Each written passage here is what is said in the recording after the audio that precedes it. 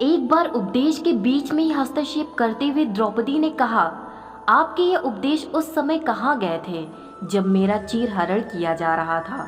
द्रौपदी के इस प्रश्न पर पितामह भीष्म ने कहा, बेटी, उस समय मैंने दुर्योधन का दूषित अन्न खा रखा था, इसीलिए मेरी बुद्धि में उस समय दोष था। पर अब इतने लंबे समय तक बाड़ों की शैया पर रहने से मेरा दूषित रक्त बह गया है, अतः अब मेरी बुद्धि भी निर्मल हो गई है। जैसा खाओगे अन्न वैसा बनेगा मन।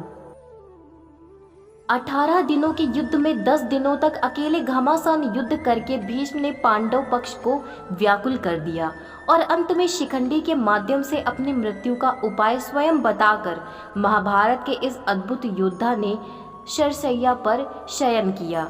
उनके शरशैया पर लेटने के बाद युद्ध 8 दिन और चला, लेकिन भीष्म पितामह ने शरीर नहीं त्यागा था, क्योंकि वे चाहते थे कि जब सूर्य उत्तरायण होगा तभी वे शरीर का त्याग करेंगे। भीष्म पितामह शरशैया पर 58 दिन तक रहे। उसके बाद उन्होंने शरीर त्याग दिया। तब माघ महीने का शुक्ल पक्ष था। कहते हैं कि इस युद्ध के समय अर्जुन 55 वर्ष, श्री कृष्ण 83 वर्ष और भीष्म पितामह 150 वर्ष के थे। उस काल में 200 वर्ष की उम्र होना सामान्य बात थी। बौद्धों के काल तक भी भारतीयों की सामान्य उम्र 150 वर्ष हुआ करती थी। इसमें शुद्ध वायु, वातावरण, उचित आहार और योग ध्यान का बड़ा योगदान था। बाद में जब सूर्य के उत्तरायण होने पर युधिष्ठिर आदि सगे संबंधी, पुरोहित और अन्य लोग भीष्म के पास पहुँचे। उन सबसे पितामह ने कहा कि इस शरशैया पर मुझे 58 दिन हो गए हैं। मेरे भाग्य से माघ महीने का शुक्ल पक्ष आ गया। अब मैं शरीर त्यागना चाहता हूँ। इसके पश्चात उन्होंने सब लोगों से प्रेम पूर्वक विदा मांगकर शरीर त्याग दिया। सभी लोग भीष्म को याद कर रोने लगे। युधिष्ठिर तथा पांडवों ने पितामह के शरविद्ध शव को चंदन की चिता पर रखा तथा देह संस्कार किया। भीष्म सामान्य व्यक्ति नहीं थे, वे मनुष्य रूप में देवता वसु थे। उन्होंने ब्रह्मचर्य का पालन करके योग विद्या द्वारा अपने शरीर को पुष्य कर लिया था। दूसरा, उनको इच्छा मृत्यु का वरदान भी प्राप्त था। माना जाता है कि भीष्म ही युद्ध में सबसे अधिक उम्र के थे।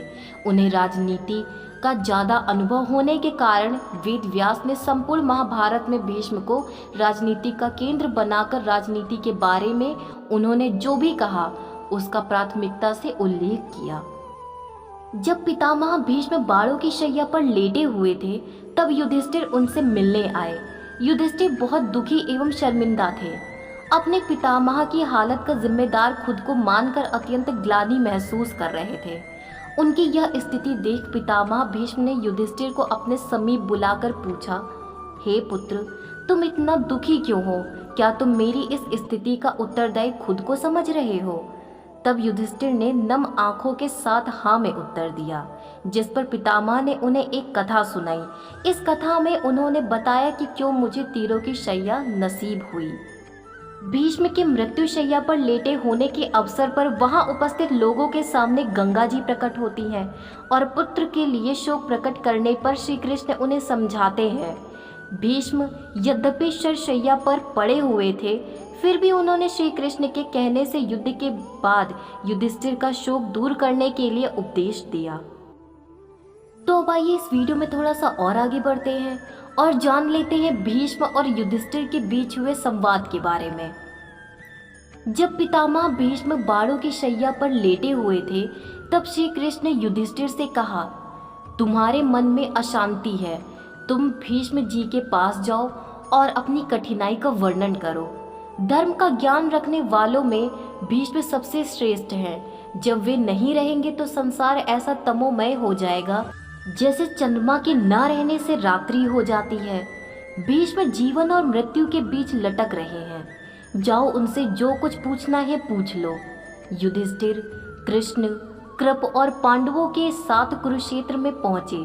मृत्युशैया पर पड़े हुए भीष्म ने जो उपदेश उस समय दिए, भीष्म ने इस दौरान राजधर्म, मोक्ष धर्म और आप धर्म आदि का मूल्यवान उपदेश बड़े विस्तार के साथ दिया।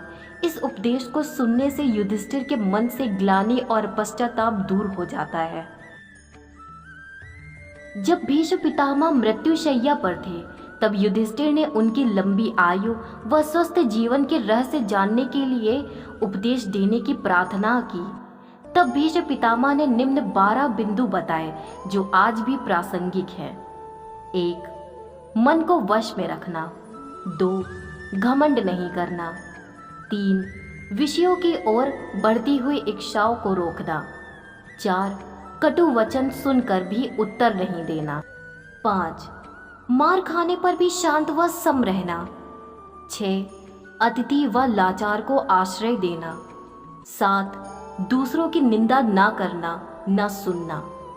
8. नियम पूर्वक शास्त्र पढ़ना व सुनना। 9. दिन में नहीं सोना। 10.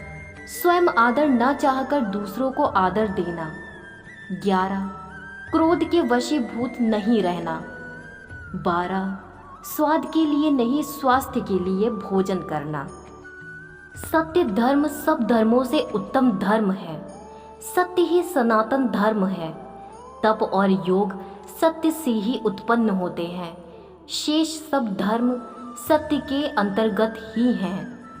सत्य बोलना, सब प्राणियों को एक जैसा समझना, इंद्रियों को वश में रखना, ईर्ष्या द्वेष से बचे रहना, क्षमा, शील, लज्जा, दूसरों को कष्ट ना देना, दुष्कर्मों से पृथक रहना, ईश्वर भक्ति, मन की पवित्रता, साहस, विद्या, यह 13 सत्य धर्म के लक्षण हैं। वेद सत्य का ही उपदेश करते हैं। सहस्त्रों अश्वमेध यज्ञों से समान सत्य का फल होता है। सत्य ब्रह्मा है, सत्य तप है। सत्य से मनुष्य स्वर्ग को जाता है। झूठ अंधकार की तरह है। अंधकार में रहने से मनुष्य नीचे गिरता है।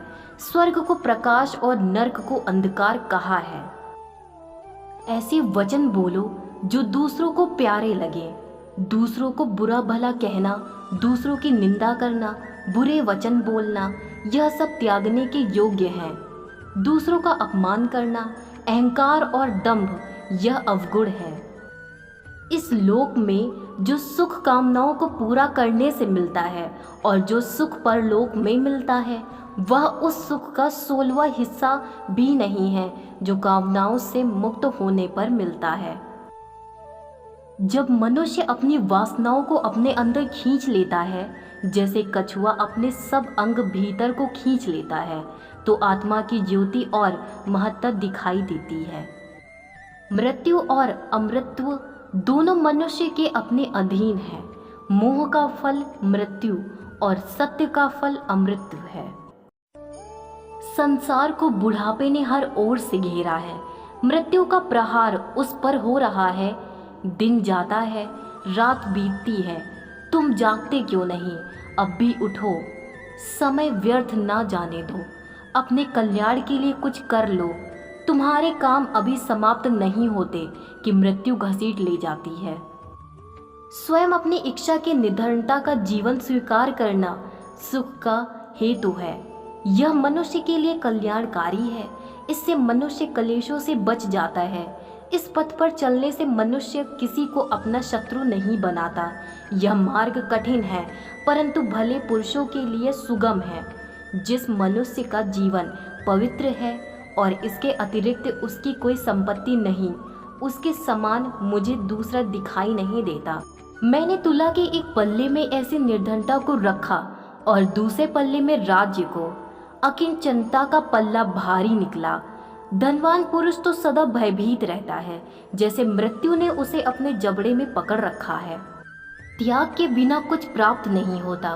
त्याग के बिना परम आदर्श की सिद्धि नहीं होती। त्याग के बिना मनुष्य भय से मुक्त नहीं हो सकता।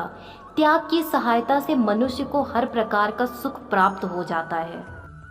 वह पुरुष सुखी है जो मन को साम्य अवस्था में रखता है, जो व्यर्थ चिंता नहीं करता, जो सत्य बोलता है, जो सांसारिक पदार्थों के मोह में फंसता नहीं, जिसे किसी काम के करने की विशेष चेष्टा नहीं होती।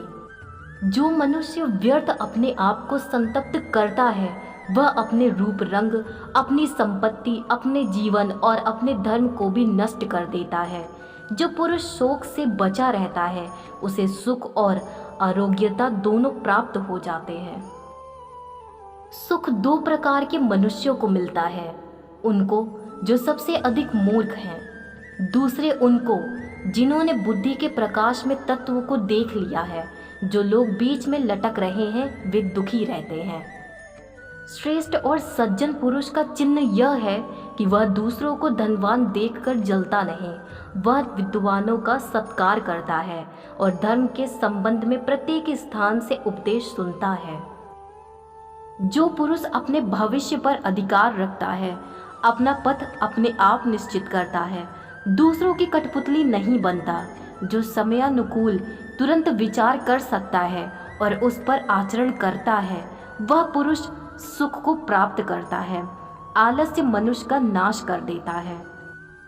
भोजन अकेले ना खाएं, धन कमाने का विचार करे तो किसी को साथ मिला ले, यात्रा भी अकेले ना करें, जहां सब सोए हुए हों वहां अकेला जागरण ना करें। जो पुरुष अपने आप को वश में करना चाहता है उसे लोभ और मोह से मुक्त होना चाहिए। दम के समान कोई धर्म नहीं सुना गया है। दम क्या है?